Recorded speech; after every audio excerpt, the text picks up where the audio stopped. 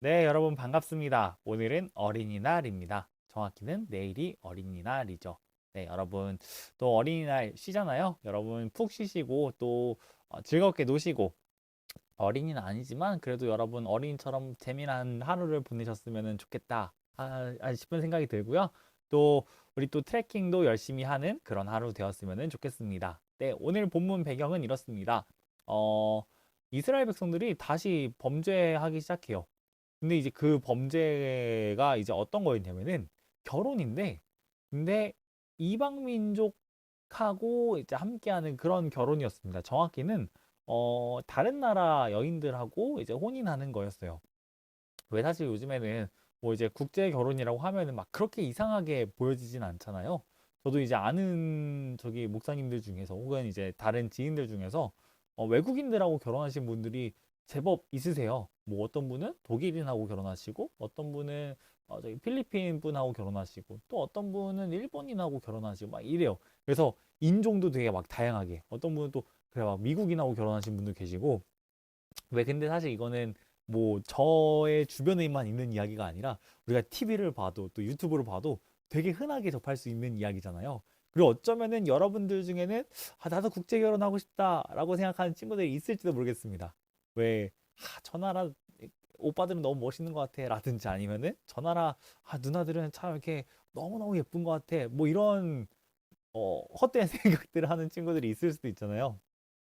다른 나라 사람들도 우리나라 사람들을 향해서 그런 어떤 환상들을 갖고 있다라고 얘기를 하더라고요. 특히 이제 한국 그 드라마들을 보고서 혹은 이제 케이팝 저기 남자 아이돌들을 보고서 한국 남자들은 다 저렇게 생겼다라고 대단히 큰 오해를 하는 경우들이 있다라고 합니다. 그래서 이제 와서 산산조각나고 돌아가고 한다고 하는데 어쨌든 국제 결혼이 요즘에는 흔해요. 근데 당시에는 그렇지 않았습니다. 당시에는 죄였어요. 모두에게 죄는 아니고요. 이스라엘 백성들에게는 큰 죄였습니다. 왜 죄냐? 그들이 섬기고 있던 우상들이 함께 들어오기 때문에 그렇습니다. 우리 집에 그녀가 섬기던 그녀의 조상들 대대로 섬기던 우상들이 그대로 들어오는 거예요. 이제 우리 하나님을 예배하는 백성인데 하나님이 아니라 그 우상들을 예배해야 하는 상황들이 오는 거죠. 어, 내가 믿음 잘 지키면 안 되나요? 라고 생각할 수도 있습니다. 뭐, 내 아내가 뭐 그렇게 우상을 가져와도 내가 갖다 버리면 되고, 우리는 계속해서 믿음 잘 지키면 되는데, 이게 꼭 죄인가요? 라고 생각할 수도 있는데, 그게 생각보다 어렵습니다. 여러분이 진짜 사랑하는 이제 사람이 있다고 해요. 그러면은 이제 그 사람이 여러분에게 뭔가 얘기할 때 그 이야기는 다른 사람들이 하는 거랑 좀 다르게 느껴져. 그리고 그 사람이 소중하게 여기는 거는 다른 사람들이 소중하게 여기는 거랑 너무너무 무게가 다릅니다. 심지어 결혼한 사람이라면요. 그녀가 혹은 그가 소중하게 여기는 우상은 내가 함부로 할 수 없는 것이라는 것을 우리가 느끼게 됩니다. 이거는 여러분 결혼해 보시면 압니다. 결혼해 보시면은 우리 아내가 소중하게 여기는 게 나에게도 소중한 거였구나. 우리 아내가 이제 친정에서 갖고 있던 습관들이 내 습관이 되어야 되는구나. 이런 것들을 이제 경험하게 됩니다.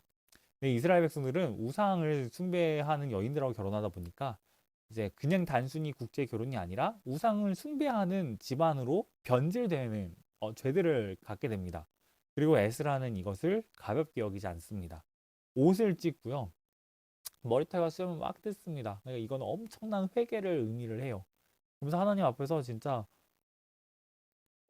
거의 뭐 망연자실한 오늘 본문을 보시면은 진짜 이 뭐지? 뭐야? 자기가 지은 죄도 아닌데 이렇게까지 탄식을 할 수가 있나? 라는 생각이 들 정도로 완전 망연자실하는 모습을 보여줍니다. 그리고 마치 자기 죄처럼 끌어안고 하나님 앞에 기도합니다. 이제 그 에스라를 보면서 이스라엘 백성들이 깨닫게 돼요. 우리가 진짜 죄 지은 거였구나. 우리가 이렇게 큰 죄를 지은 거였구나. 그러니까 에스라를 통해서 이스라엘 백성들은 자기들의 죄가 얼마나 심각한 건지를 이제 알게 되는 거죠. 하나님께서 이렇게 일을 하십니다. 우리는 죄를 지으면 지을수록 이 죄는 지을만 하다. 이거 가볍네. 이거는 그래 내가 컨트롤할 수 있을 것 같아. 이거는 여기서 이 정도는 괜찮은 것 같아. 조금 더 나가는 건 어쩔지 모르겠지만 내가 내일 이렇게 죄를 지어도 하나님 나한테 뭐라고 안 하실 것 같은데? 라고 생각하게 됩니다. 이 죄는 내가 짊어지기 충분해 라고 여기는 거죠. 근데 결코 그렇지 않거든요. 하나님이 참고 계신 거예요. 이제 하나님이 참고 계실 뿐만 아니라 우리에게 알려주십니다. 네가 얼마나 큰 죄인인지, 지금 네가 어떤 문제 가운데 있는지를 알려주세요. 왜 여러분 시험 끝났잖아요. 그러면은 이제 선생님들이 뭐 이렇게 답 알려주기도 하시고 풀이를 알려주기도 하시잖아요. 그럼 이제 여러분이 얼마나 큰 죄인인지가 수면 위로 빡 하고 드러나잖아요. 아, 내가 이래서 틀렸구나. 아, 내가 저래서 틀렸구나. 우리는 선생님이 알려주기 전까지 알 수가 없어. 죄를 깨닫지 못하는 백성입니다. 그런데 전능하신 선생님께서 알려주시는 순간 우리 이제 팍 하고 깨닫게 되는 거죠. 아, 내가 이렇게 큰 죄인이었구나. 나는 회개가 필요하구나. 아, 내 점수는 구원받을 수 없구나. 근데 이제 그런 우리에게 진짜 대박인 게 예수님께서 찾아오셔서 이제 구원을 베풀어 주신다라는 뻔하지만 완벽한 이야기를 여러분께 좀 전해드리고 오늘 이렇게 또 마무리를 하려고 합니다. 에스라는 이스라엘 백성들의 그 죄에 동참하지 않습니다. 하지만 그렇다고 해서 나랑 상관없다고 여기지도 않아요. 우리는 친구들이 짓는 죄를 보면은 나랑 상관없다고 여기고 여러분 완전 손절치잖아요.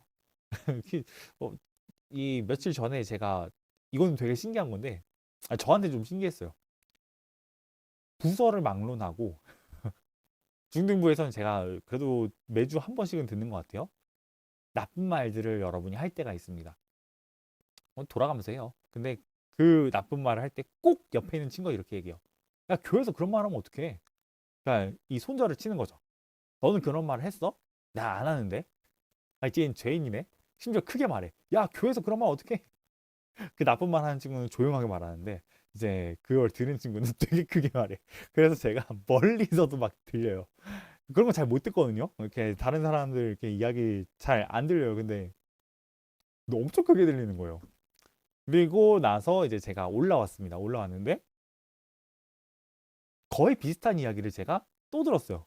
다른 부서에서 다른 부서 친구가 이제 지나가면서 이제 또 이렇게 나쁜 말 했나 봐요. 제가 잘 못 들었지만. 근데 또 똑같이 다른 친구가 엄청 크게 야, 교회 신성한 교회에서 그런 말 하면 어떡해? 라고 얘기하는 거예요. 근데 심지어 얘 한 명이 얘기하는 게 아니라 다른 친구들 다 같이 얘기하는 거야. 그래서 못 들을 수가 없었어요. 엄청 크게 얘기하는 거예요. 아, 얘네는 진짜 손절을 장난 아니게 치는구나. 이게 거룩한 교회에서 이렇게 친구 막 이렇게 죄를 들추고 막 이 거룩함이 장난 아니구나. 되게 다르다 얘네들은. 여러분과 그리고 이거는 여러분만 아니라 저도 하는 거라고 생각을 하는데 어쨌든 우리는 다른 사람들이 죄를 짓는 거 보면은 나랑 구분하길 원합니다. 근데 에스라는 그렇지 않습니다. 이 백성들의 죄가 내 죄처럼 막 비통함을 느끼고 눈물로 회개해요. 그럴 수 있는 이유는 뭐냐면요. 그들을 사랑하기 때문에 그렇습니다. 그들이 그러지 않길 바라기 때문에 그래요. 예수님께서는 누구보다 순전하시고 거룩하시지만 아무 죄도 없으시지만 우리의 죄를 바라보시면서 에스라보다 훨씬 비통하게 여기십니다. 그리고 에스라는 그냥 기도만 했거든요. 하나님 제발 자비를 베풀어 주세요라고 기도만 했습니다. 근데 예수님은 다르셨어요. 그분은 기도도 하셨지만 그분은 하나님이시기 때문에 기도를 들으시는 하나님이시거든요. 그래서 기도하시지만 동시에 그 기도를 들어주셨습니다. 그들의 죄를 용서할 수 있도록 자신이 생명을 내어주셨어요. 저와 여러분에게 있는 중보자가 바로 그분입니다. 중보자는 나를 도와주시는 분이라고 여러분이 그냥 지금 생각해 주시면 좋을 것 같아요. 우리가 죄에 빠져서 이 정도 죄는 괜찮아라고 착각하고 있는 그 순간에도 우리를 바라보시면서 비통해 하시고 우리를 위해 생명을 내어주신 그리고 우리를 지금도 긍휼히 여겨주시는 예수님이 계시다라는 사실을 우리가 기억할 수 있었으면 좋겠습니다. 그래서 이렇게 우리가 함께 나누면 좋을 것 같은데 여러분 이 정도는 별거 아니야 라고 생각하는 죄가 있나요? 여러분에게만 있는 거 그러니까 다른 사람들은 이걸 되게 크게 여기는데 나는 왜 크게 여기는지 잘 모르겠어. 뭐 그런 게 있을 수도 있잖아요. 아니면은 다른 사람들도 작게 여기고 여러분도 작게 여기는 죄들이 뭐가 있는지 그리고 다른 사람의 죄를 보면서 욕하고 막 이렇게 선 긋고 이러기보다는 애통해하면서 그 사람을 위해서 여러분 기도해 본 적이 있나요? 없다면 오늘 했으면 좋겠습니다. 그래서 우리가 죄를 무겁게 여기는 마음 달라고 또 죄를 익숙하게 여기지 않도록 해달라고, 그리고 다른 사람이 죄 짓는 거 봤을 때 나도 애통해할 수 있게 해달라고 같이 기도했으면 좋겠고, 또 친구 초청 주일에 날씨를 위해서도 기도하면은 좋겠습니다. 그날 이제 또 친구들 데려오는데 막 이렇게 비 많이 오고 이러면은, 비 오는데 벌써 막 힘든 게 있잖아요. 물론 그래도 우리는 예배를 드리지만, 어쨌든 여러분 친구 초청 주일에 날씨를 두고서도 우리가 같이 기도하면 좋겠습니다. 제가 되게 이제 신기한 저기 이야기를 좀 드리고 마치려고 하는데, 이전에 제가 전에 있었던 교회에서도 이 비슷한 사역들을 했어요. 어린이날 해가지고 온 교육부서가 다 같이 이제 저런 행사를 했습니다. 그리고 거기는 한 이틀 정도로 했어요. 토, 일 해서 이렇게 두 번을 했는데, 꼭 날씨가 일기예보가 비가 온다는 소식들이 진짜 많았어요. 그러면 이제 비가 온다니까 왜 마음이 사실 뭐 싱숭생숭하고 좀 어렵기도 하고 하잖아요. 근데 제가 이걸 다른 사람들한테 막 그렇게 얘기를 해본 기억은 사실 잘 없는데, 근데 그런 뉴스를 보면은 보는 순간 이제 제 안에 드는 두 가지 마음이 늘 있었습니다. 뭐냐면 첫 번째는 어떡하지?